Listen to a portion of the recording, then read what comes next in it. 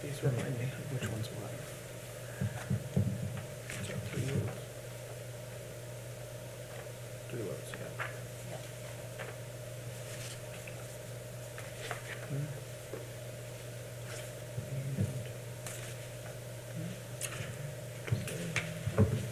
Okay, I'm loaded. By that I mean my documents are working on my laptop. Good. We are calling the February meeting of the Board of Aviation Commissioners of the City of Warsaw to order. You should all have received your relevant documents through your board pack or other methods. The first thing on our agenda being the approval of the minutes from the January meeting. Make a motion to accept the minutes as presented. Second. Been moved and seconded. Any further discussion? All signify by saying aye in favor. Aye. Opposed, say nay. Motion carried.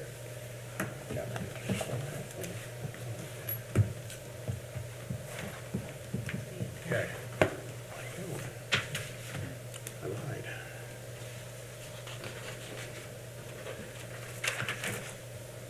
Pass this down to Jean, please. The second on the agenda is the January claims. Do you have anything particularly interesting for us to talk about, Nick?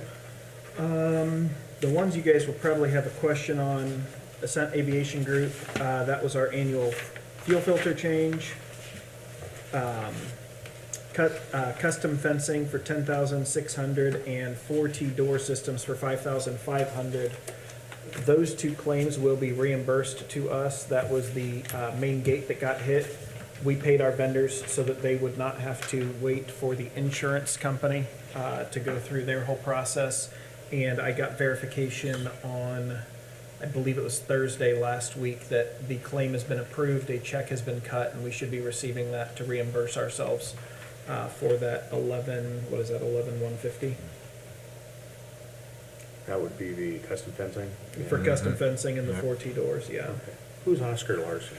That is the company out of Fort Wayne that installs the fuel filters. And then we are actually working on, they've done some other work on our fuel farm, and we are working on contracting with them for a new requirement through Indiana Department of Environmental Management for underground storage tanks. There is a requirement that has been recently added to have the sensors in the ground tested. They self-test each other, but IDEM wants the self-testing sensors to be tested annually by a qualified person. So that will be Oscar W. Larson once we get that going. So we've used them in the past, and they've been very good to us.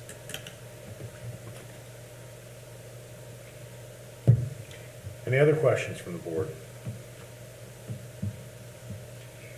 I move we accept the claims as presented, especially the $65,064.86 for Accent Aviation Group.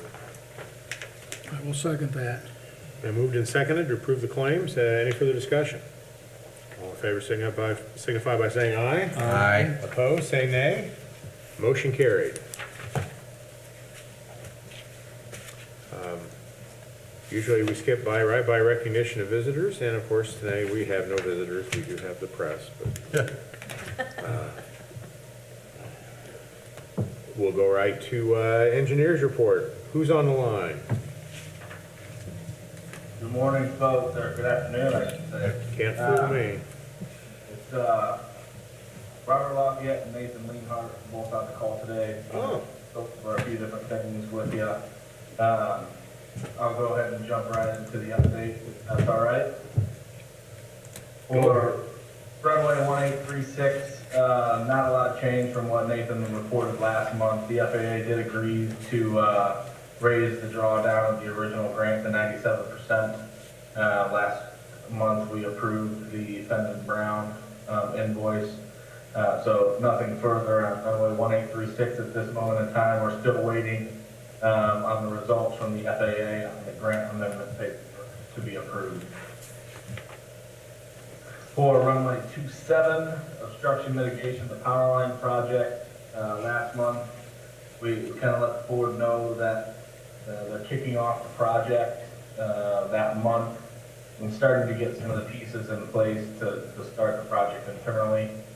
That has happened. AEP completed the internal kickoff meeting on January 13th.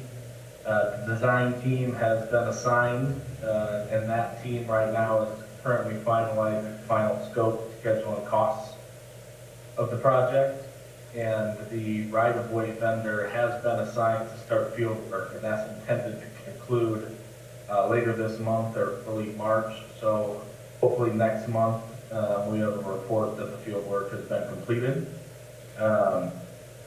AEP is currently working on the development of the draft agreement of the construction agreement for the board and airport management's review. We continue our bi-weekly calls with AEP, so that is moving forward. Hopefully next month, we have something for at least Nick to review and potentially something to bring to the board.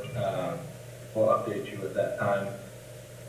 For the overall project, they're targeting April 26th of this year for completion of what they call the baseline creation. And essentially on that date, that's when the official project design starts internally at AEP. And so scope will be finalized, contracts, costs, and schedule by April 26th. And then that'll be a real kickoff to the internal design for the power line project. The conceptual schedule as it stands right now, we're looking at a November 2023 for completion of the power line construction. Robert, what's the other side of that? What time do you expect that people would be able to drive by and start and look in there and say, gee, something's going on out here? I would assume probably spring 2023 Okay. is when they'll really see something going on out there. I would assume that through the remainder of this year, I don't have the schedule. I do have this. Here's the schedule for the power line project, but the scope hasn't been completed yet, so we don't know when the design is estimated to be complete and when construction is estimated to start. That's really going to depend on what the lead time is for the materials. And so I think that in April, we should have a better idea of when design is going to be completed or when construction is going to start.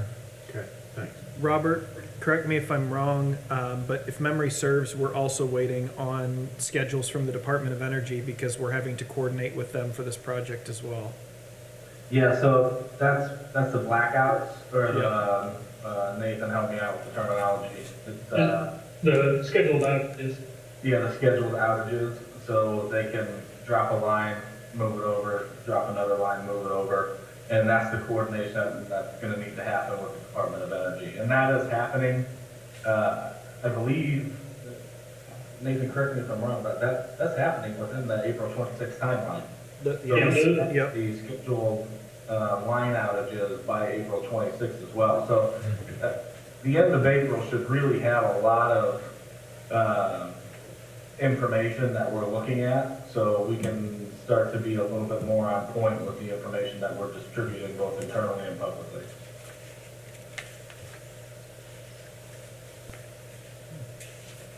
Any other questions on the power line project from any of you folks?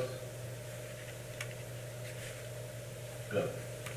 Nick, I didn't know if you had anything to update on the hangar door replacements? We paid our final invoice for that, and so I think that project is now complete. Very good, we'll remove that from the agenda for next month. All right, and then I moving on received that to today. the ACIP. If you guys remember, I think it was November, December, we had several different discussions with the FAA and the state NDOT about putting together a CIP for the next 10 years for the airport. A lot of that has been discussed internally and externally. I believe last month we had we at least showed it to the board, went through it in relative detail. Since that discussion, we've had some ongoing collaboration with NDOT, which resulted in some slight revisions to the ACIP. And so we wanted to make sure that we got that on the board's agenda for approval for this board meeting. And so I'm gonna have Nathan go through that CIP in a little bit more detail on what the changes to that were. Very good, thanks, Rob. So the general layout of the ACIP that we presented, I think in January, that was in draft, more or less what we're looking at today is fairly similar. There are a few changes, mainly in the way that we are approaching the runway 927 rehabilitation. So let me share my screen, and this is a snapshot of the next 6 fiscal years. And again, we've color-coded these to be hopefully more visible to you. So, just a second here. I was just gonna ask, thanks. Hopefully you guys are able to see that. Can you zoom in just a scotch? Sure can. Yeah, it's, Is that Excellent. that's better. that better? Okay. So, again, we've color-coded these by projects. And so, mainly, this current fiscal year, so 2022, is identical to what we talked about at the last meeting. And almost identical for 2023. The main difference is we've pushed out the terminal apron rehab until 2025 and 2026, which I'll come back to that. And then between INDOT and the folks at the FAA, they asked us to take another closer look at what we're planning for, mainly the extended runway 27 safety area. And this includes the impacts to County Road 100, what we do to rectify the safety area on that end, so on and so forth. So that's what we've done. And you can see all of the green lines. So we start in 2022 with a program definition. This is a study that looks at the safety areas in general and helps us put definition to what the next 5 to 6 years look like for runway 927. In 2023, we'll follow that up with the environmental assessment. And then in 2024, we start the design. And then from 2025, 2026, 27 to 28, those are successive years of construction. And at the end of 28, we'll have rehabilitated runway 927, improved the extended safety area so that more or less the runway is back up to current standards. So pretty lengthy endeavor, most certainly, but this was again some of the consensus we were getting from the FAA and INDOT. I purposely ended this particular view at 2028 just to convey the end of the runway program.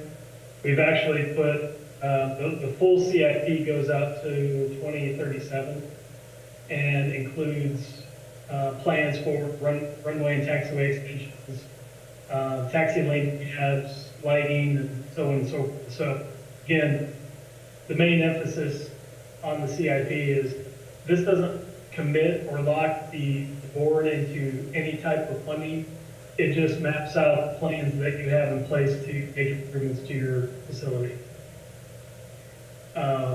So before I go on, are there any questions about any of the projects we have shown or on the CIP in general? Yeah, I have one, Nathan. I'm looking at the wildlife hazard assessment, which is in 22, and I'm looking at the actual installation of a fence, which is in 28. And just as a layman thinking about that, that seems like a long time between analyzing your problem and solving the problem. That's a great question, Jay. We had originally had that a little further out into the CIP, and the FAA actually suggested we move it out because it is a small, relatively small effort. And what it does is it effectively validates that we need wildlife fencing. So it wouldn't impede the design to start later on in the CIP for other higher priority projects. So, but you'll still have, in terms of actually putting something in 28, data from 22 would still be of use to you? I'm sorry, say that again? Sure, but data from 2022 will still be of use into what you do in terms of actually designing something 6 years later? Oh, yes, absolutely. Okay. It will, yeah. Yeah. Okay, well, if you get a nest of mountain lions down here in the interim, remember, I raised the issue, so. Fair enough, fair enough. One of the other things I'll touch on that is an evolving topic for us, and that is the bipartisan infrastructure law that was recently rolled out to the FAA right around the holidays. And so what does that mean for Warsaw? What does that mean for other airports around the state and around the country? So in the bipartisan law, which they've created another acronym, BIL. So if you hear the term bill money, that's what that's in reference to. For between fiscal year 22 through fiscal year 26, the Warsaw Municipal Airport will receive an allocation of $295,000 each of those fiscal years.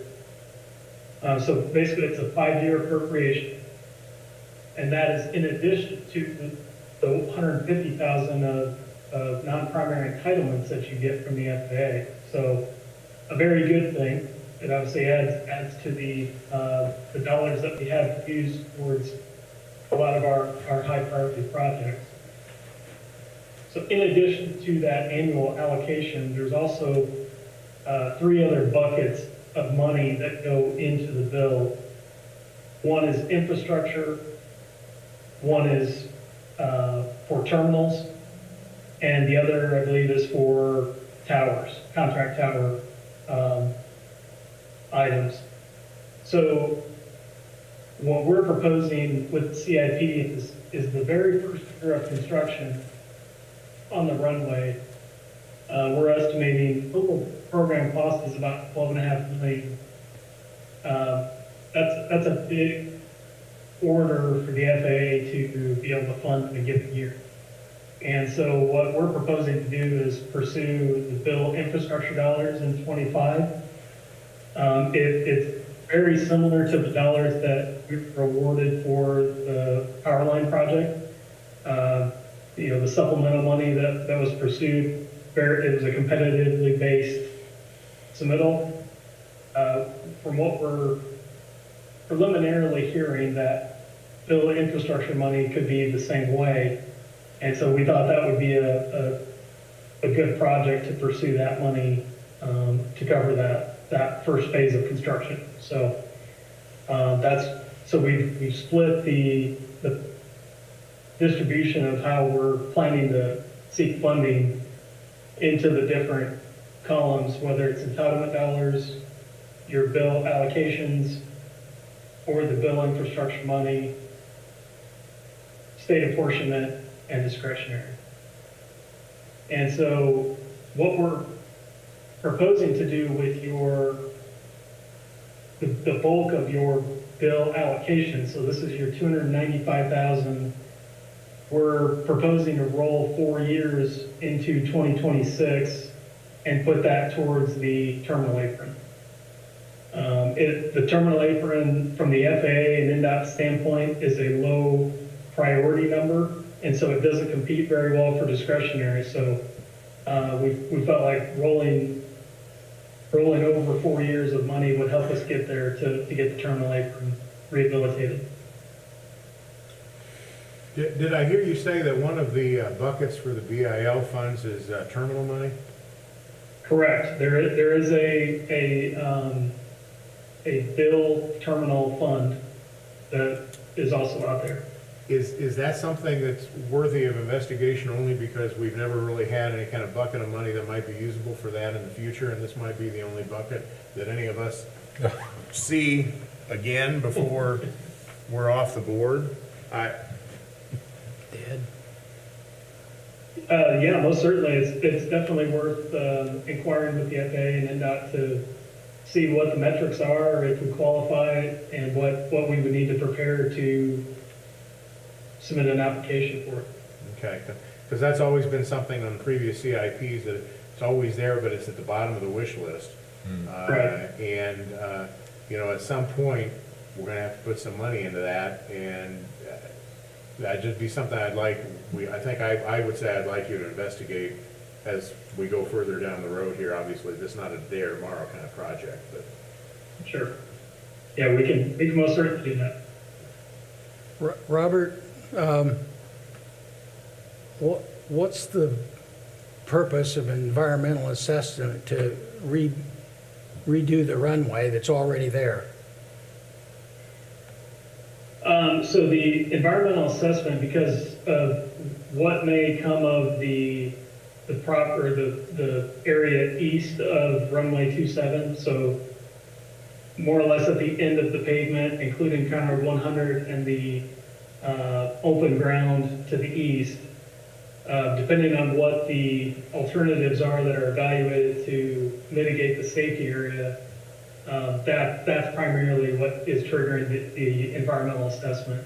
If we were just rehabilitating the pavement, we would not have to do a full environmental assessment. It would qualify as a categorical exclusion. But because of potential impact of a road reroute or a tunnel or whatever, okay. Exactly. Good question.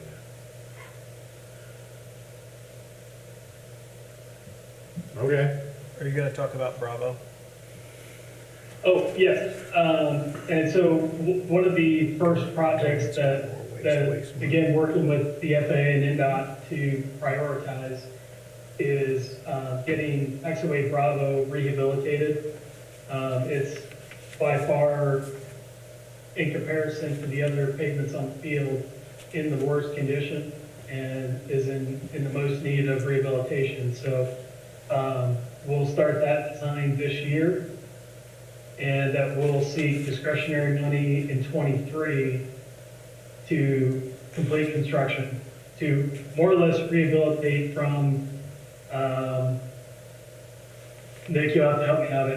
Is it taxiway B6 Yeah. at the very north end? Yep. And our goal is to go all the way down to runway 927 with that rehabilitation.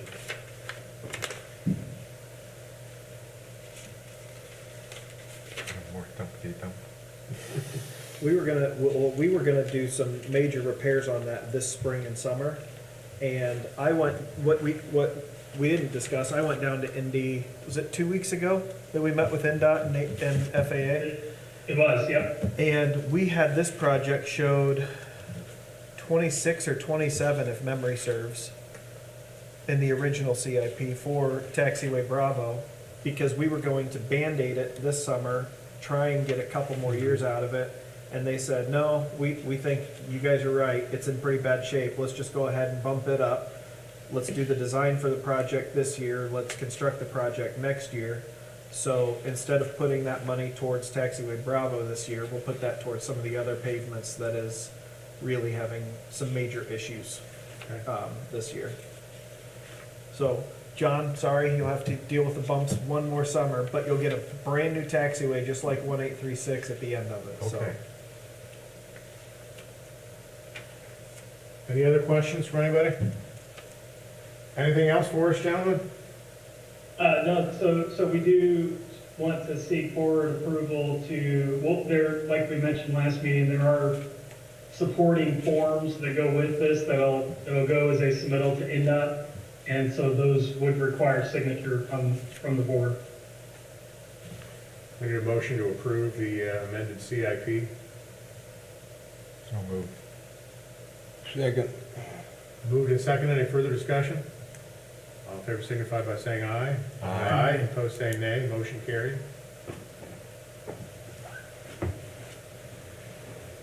Okay, anything else? That's it for me. Yep, I think we're good. Okay, thank you, gentlemen. Thank you. Keep working hard. There you go.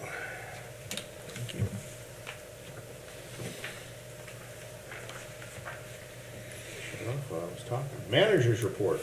Yeah. Pretty quiet month. Not too below what we were last year, but with the weather that we've had, not super surprising either. Did want to start with if you guys don't have specific questions on the fuel usage report, the income statement is going to lead right into the new business, line 1 of land lease discussions. As you can see, we have not, I instructed Linda not to send out the land lease invoices yet. We had a brief discussion at the last meeting where I was given direction to get back together with Dan and John to talk about the land lease payments at the airport. We have done that, and we've put a lot of information together that we wanted to talk about at tonight's meeting. And so, unless you have a question about the income statement, that'll just kind of lead us right into the land leases. Any questions about this? Nope. Okay, I'll keep on going then. Nick. All right, so as the board is aware, historically, we have always had small, medium, and large hangars at the airport. Through our land use audit and other, just working through the process with the FAA, they really want us to standardize a price per square foot. And whether that is based on land used or hangar size is really up to the airport and how the airport wants to calculate all of that.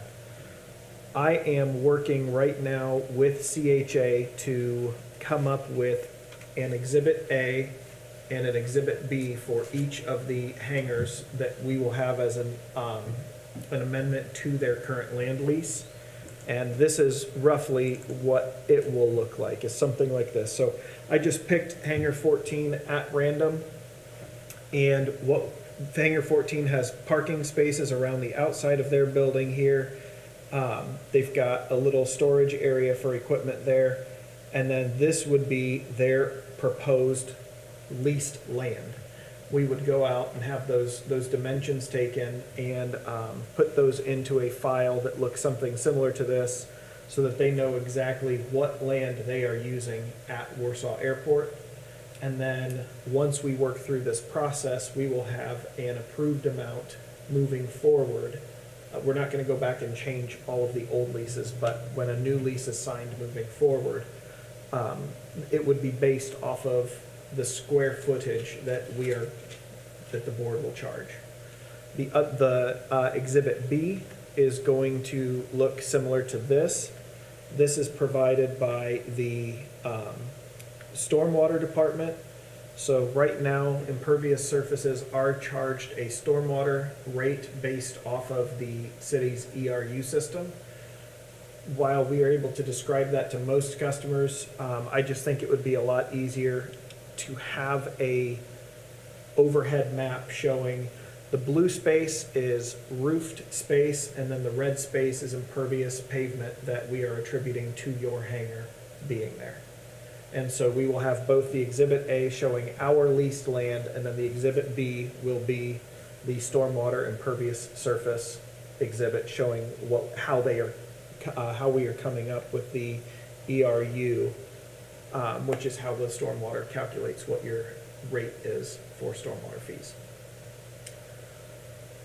Discussing with Dan and John, we were running into some issues we inherited some buildings, and there is, in between these buildings here, there is approximately 55 feet of space where we are trying to follow National Fire Code and have 10 feet of space between the buildings. These were not I don't know that there was necessarily a full master plan when some of these hangars were built. And so we are trying to figure out what is the best way. John, I'm picking on your hangar here. How do we figure this, this square footage out? Do we go all the way back here to this access road? Do we just go to the back of the building plus 5 feet? I do think that if the building has a propane tank, that we should follow the National Fire Code and go to your 5 feet or 10 feet beyond that. And then have, again, this is just a rough draft, something that looks similar to that. We wanted, John, Dan, and I had a lot of discussion. We spent, 2.5 hours a week or so ago talking through some of these things, and just really felt that we should talk to the board. On this row, this is another easy row to look at. This hangar was, both of these hangars were built right on the edge of the line. So just add your 5 feet for the fire code. You go to the edge of the hangar, plus your 5 feet in between the two hangars. And that would be their leased land, because that is the taxiway object-free area. And we would be able to come up with a CAD drawing of those parcels. Same thing with this hangar here. While they don't have anything built there, they are using that space so that another hangar cannot be built there. And so theirs would look something similar to that. Just wanted to, Dan and John, if you have things you wanted to chime in on, we wanted to hear what Gene and Jay had to say, as well as we started talking about some of these changes that the FAA is requiring as we move forward with this. Okay, so one of the issues is when you, if I'm understanding this correctly, is when you have hangars that are next to each other, have a swath of land greater than 10 feet between them. Yep, How you treat that land. yep. Are they grandfathered in? Do we? Well, we can't do anything with the land in between. No. Why wouldn't you just divide it? Why wouldn't you split it in half? If we charge a flat per square foot, then those hangar owners could see a pretty large jump in their annual land lease.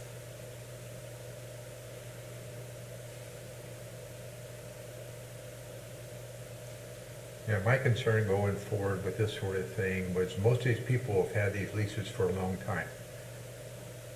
And at that point, they would just charge whatever, a land lease. And to come back now and say, okay, now we're gonna charge you 3 times as much, because now we say you have to pay for all this land because the airport can't use it. Yeah. It's reasonable. Yeah. I agree. But at the same time, it's not fair to the tenant to do that to them. Is doing that by itself going to cause the huge jump for them? It could. It depends on, Yeah. I mean, just, in most cases, it probably won't, because Yeah. in most cases, most hangars are pretty restricted. Yep. yeah. This, Most of the jump's gonna be, if there's a jump, it's gonna depend on what our rate is. Yeah. I mean, you got commercial row, it's gonna make a big impact These- on them because they use so much more land. these 5 here are pretty not spaced out. Down here, these are all fairly well spaced out. There's a couple in here that have just a little bit extra, but not too terribly much. But John's exactly right. I mean, over here, you're looking approximately all of this space. I mean, that's a pretty substantial swath of land. Right there is almost 54,000 square feet. You know, and so if you're getting into some, and I agree with John. I think it's something that it's hard both ways. Well, I wouldn't have an immediate reaction to go all the way to the road or the taxiway, but when I talk about the space in between the hangars, that to me is different, because you're never gonna be doing anything there theoretically. If you felt you needed more space, or the airport needed more space, along the drive, and you wanted to widen the drive, well, you'd still have that. You could still use it for that reason. Yeah. The space actually between hangars, I don't think you can use for anything else. Not easily. Yeah. I mean, that's my first reaction, and I'm not worried about, in that map, I'm not worried about the east and west side, that's going north and Yeah. south, right? Yeah. I'm not worried about the east and west sides of it, because I don't care about going 5 feet or 10 feet or what have you on each side, but the space between the hangars, if we can't use it, I'm just not sure why we wouldn't split Yep. on the north-south dimensions in that example. Okay. Just a thought, doesn't have to be that way, Well, that's what was Yeah. our trouble, I mean, because there's so many different ways of looking at it, and that's the reason why we wanted to get your Gene's opinion. And the taxiway, Right. like, the taxiway clear area is actually wider than the pavement, isn't it? Correct. So, let me so see. actually going to the taxiway, we probably, if we're going to do something like that, we need to stop at the, what the official clearway, no farther than that. Correct. Right. So I don't know if I have this uploaded in GIS quite yet or not, but I think I do. Yep. So the green lines here, that is the taxiway object-free area. And so what we would be doing is coming in and like this hangar here, you can see the north and the east side are built right on that taxiway object-free area. And then it would go all the way out to this edge here. Same, like this one with the sidewalk, it is right on the TOFA. And so that is how we would do that. This Okay. row here had to get moved, this taxiway object free area had to get moved in because this hangar was built about 10 feet too close to the taxiway. And so I personally don't think that the other hangars should be penalized for that because this one hangar, when it was put in, was built in the wrong spot. And that is where we are inheriting some of these issues. I think we can make the exceptions, and that's where the Exhibit A will explicitly describe, and it'll make it easier in a sale. We've got a sale coming up we're gonna discuss in a second. If a bank says, what is the legal description of this hangar? Hangar 26, here is the Exhibit A. we've had that problem before. We have, yep. So, again, like down here off of some of these taxi lanes, we don't really have a taxiway object-free area on some, I mean, we do, but it's not been outlined, and that's just something that I'm working with CHA on updating and inputting into the GIS program so that we can have a standard.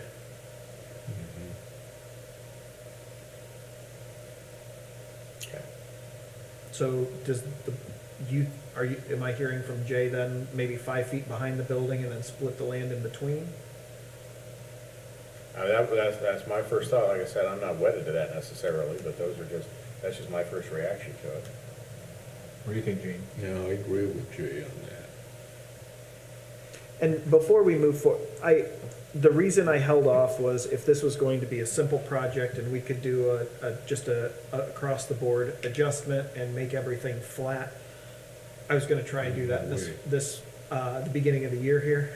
It turned into something a lot more complicated than that, and so I really do think we leave everything as is. I will write a note to our tenants, include it in their land lease bill, to say the board is looking at this and be expecting further communication in the coming months as we go down this path. But really, this is being prompted by the FAA really putting pressure on us to go this route, Correct. as opposed to, I don't know, what we thought was a fairly profitable, fair, and simpler route before. Okay. They just want a flat per square foot. This Yeah. is what the land is worth. And really, that makes more logic, because if you look at all the different sizes and stuff, there's not much uniformity. There's some, but not, it's hit and miss. Yeah, okay. So, that being said, I will go on to further land lease. We do have a couple, updates here. Hangar 21A, Hunter Carlisle has petitioned to extend his land lease under his option to extend through December 31st of 2031. He's been a great tenant. I have no issue whatsoever with him continuing this, so I would support his petition to exercise his option to extend. So are We just need a motion on A that. motion and approval. are we extending it under the current or past? Under The the- current, he has a lease dated January 1, 2011, with an option to extend for an additional 10 years.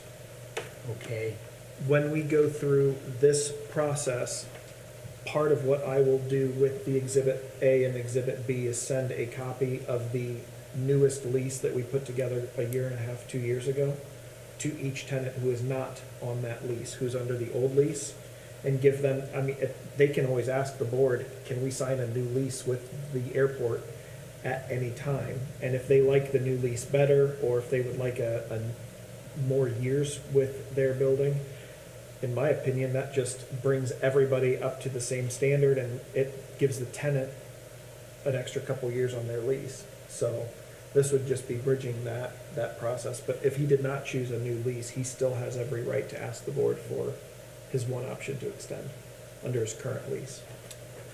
okay, but if we revise the schedule, then is he gonna be under the old financial terms for the next 10 years? Or are we gonna be modifying when we modify?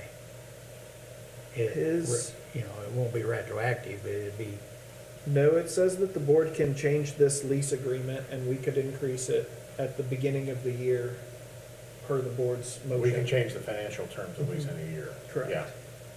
okay. And that is not tied to anything. So, not that the board would do this, but if you decided to make the lease payment $1,000 a year, But the other side of this coin is, right now, it's based upon the footprint of the hangar for the most part. it's just a flat $150 a year.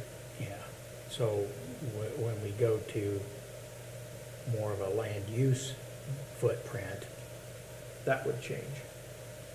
yeah, that would revise before 10 years is up. Correct. Okay, You might want to have that in the letters of some type. That's is going to be in the yeah. letter that I sent this out. is with subject had to that discussion. revised, Yeah. this is subject to revised land lease or land use.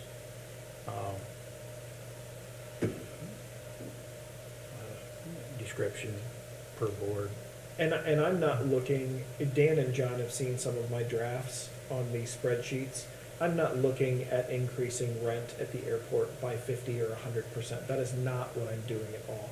There will be some tenants, yes, their rent may go up a little bit. There will be other tenants whose rent may actually go down a little bit based on these restructurings. I'm really trying to do what is right by both the airport and the tenant to give a very flat, this is just what the land is worth. Yeah, on the FAA request. And as Dan said, I think you're looking for something that's more equitable for everybody. Yeah. so. Okay. It appears, honestly, looking at past, and I think Nick feels the same way, that the rents were more determined at the whim of the manager at the time, rather Yeah. than anything logical. Mm-hmm. Okay, is there a motion to address the Hunter Carlisle lease? Bring I it will 20. move to extend Hunter Carlisle's lease. Second. Been moved and seconded. Any further discussion? All in favor signify by saying aye. Aye. Opposed, say nay. Motion carried. The other individual, same situation is Bill Nichols, Hangar 10, again, would 100% support this. Okay. Is that yours or mine, Jay? I'm No, sorry. this is yours. I've been stealing yours. I don't know what that is. That's my sunglass case. I'm not cool enough to have a sunglasses case. So, do we have a motion for Bill's? And that's. who's this Bill one for? Nichols, Hangar 10. They're doing an Can we- extension too? Yep, the same thing, extension Okay. for 10 years. I move that we accept that extension for that lease. And second. Been moved and seconded to extend the Nichols lease on Hangar 10. Any further discussion? All in favor signify by saying aye. Aye. Opposed, say nay. Motion carried. And then we do have a hangar sale, or a petition for the release of right of first refusal on Hangar 24. That is on the north end of the airport. The hangar owner, Andrew Newcomer, is asking the board waive their right of first refusal to allow John Sloan to purchase Hangar 24. John has been a pilot at the airport for a long time and is a current pilot, corporate pilot at one of our local companies, and I would support this sale 100%. Which So we hangar just are we need a- talking about? Hangar 24, it's the southernmost one on the, just past yours, on the south side, where Marshall used to be. Right. When you turn left One off at the of the very access end. road to go up the taxiway towards yours, it's that first hangar right there on the left. Oh, Here, It's one we approved the septic system. this one a right while here. back. That one right there, at the bottom. yeah. Yeah.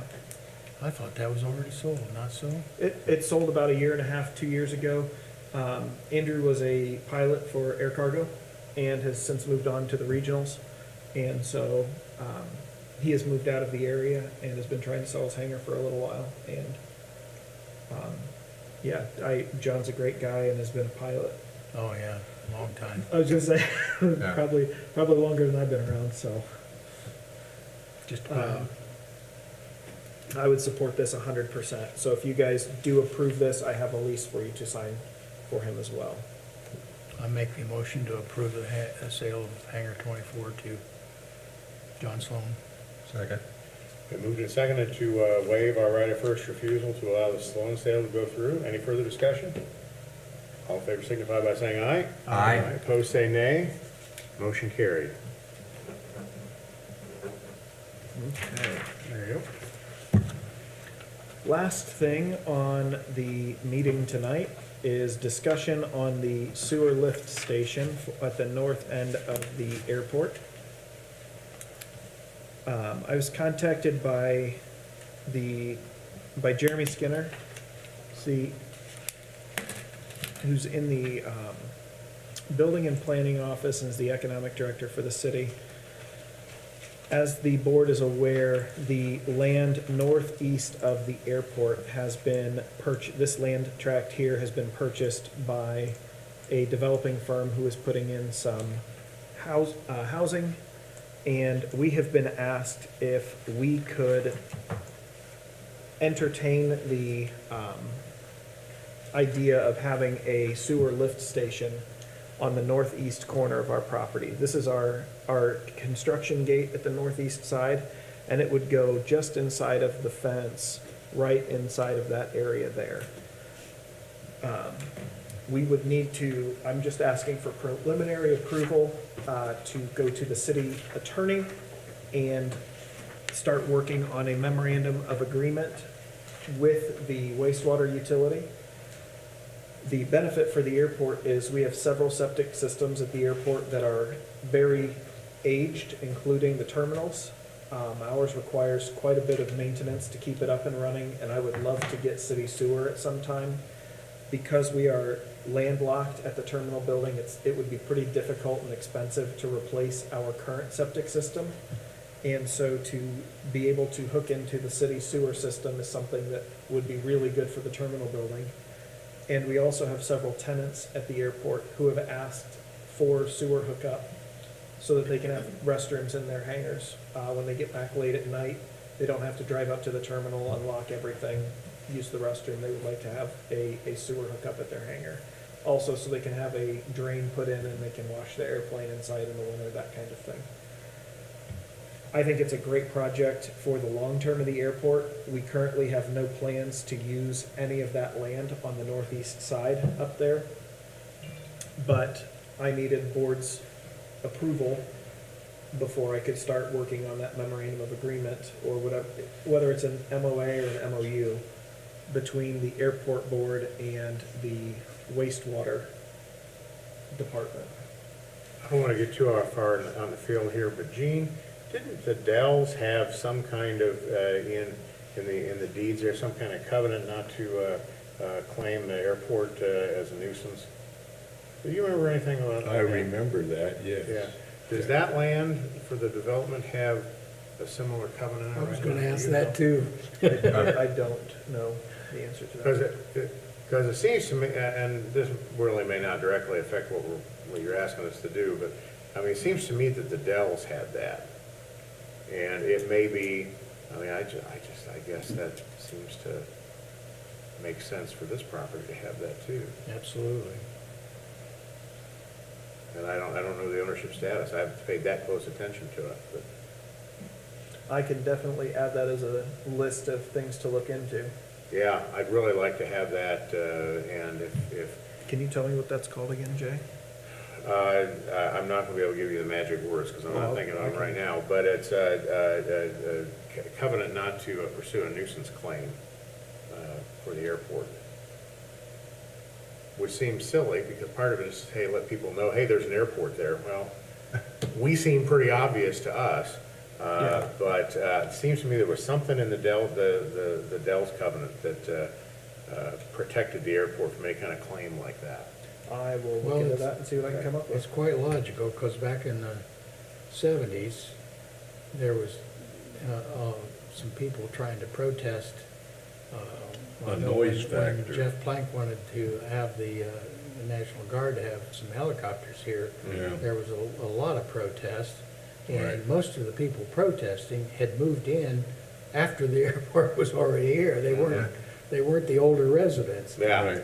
that's the way it is. And I just remember having that, it seems like I remember having that discussion with Bob Leiter when he was talking about developing a little more land out there, talking about the Dell's properties, Well, I will look into that. so.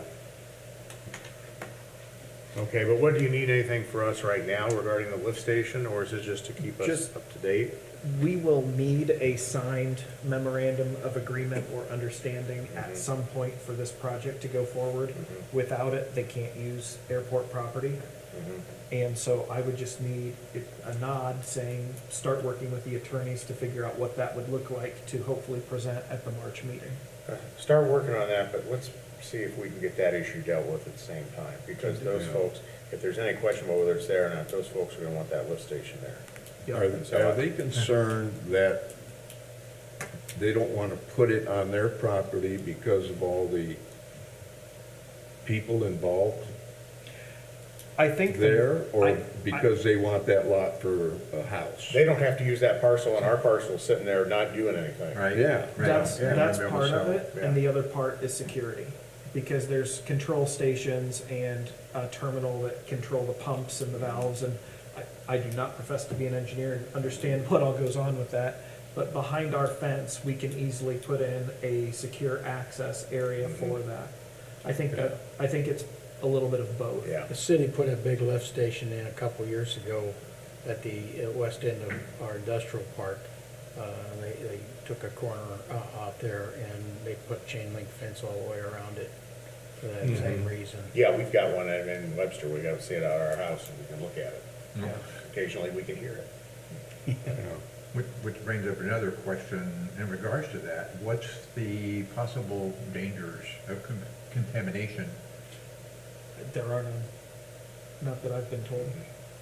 And I can have, if we would like, the wastewater plant manager to come out and talk to us about what that would look like. I mean, in your board pack, you guys can go in and I understand airport engineering drawings, I don't understand lift station drawings, but we do have the preliminary draft in there for you to look at. I'm more concerned with the location there. And I've had discussions with Jeremy and Brian, economic development and wastewater. If they put it in there, we may have to have some kind of a contingency, because we do use that construction entrance when we're working on our north-south pavements. That's where we staged all of our equipment for the Right. runway project, Right. and so. Staging and everything else. They're aware of that, and there's ways that we can work around that, so, we just need to, we're just working on that, what that understanding would look like. Is this gonna save them a bunch of dollars? I don't know the answer to that. I know that they're not having, without that being on that parcel, on the east side of the road, they will, I mean, that's an extra unit or two that I'm sure that they could build as far as housing. part of this, and we don't have the answer to that yet, but I'm working with city engineer and other individuals to see what it would take to bring sewer to the airport. And so for us not having, just bringing the line from 15 underneath the railroad track over to here is going to be an expensive project.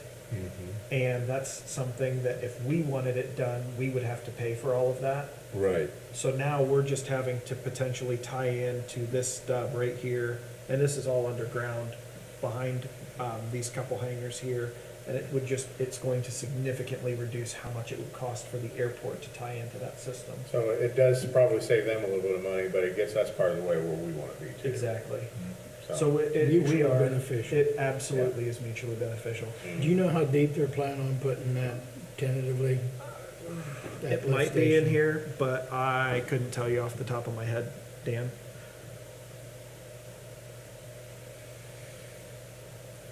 Let me research that and I'll let you know What was the question? how deep it's gonna be. Yeah, I can answer that for you here in just a second. 5 feet? 5 feet minimum? It ought to be probably. Yeah, I think it's 5 feet. Yeah. I'm looking at the That's all? plan, yeah. You Yeah, know, It the- needs to be the- deeper than that. The pit's gonna be deeper than that. The I think bottom- that's the just invert- the, The invert of the lift station. I'm talking about, yeah, I was looking at the line. yeah, You didn't get that, see? that's above grade. Plan That's line above right grade. there. Oh, Yeah. I'm just trying to, it didn't show up on my board pack. But, well, I know, we did study sewer lines in law school, so. Let me research that, Dan, I'll let you know. I'm hoping it's 15 or 20 feet. I think it's at least that. It's, I mean, when you go to the expense of putting in a lift station, which is very expensive, you want to be able to gravity a lot of territory to it. Oh, yeah. Boy, yeah.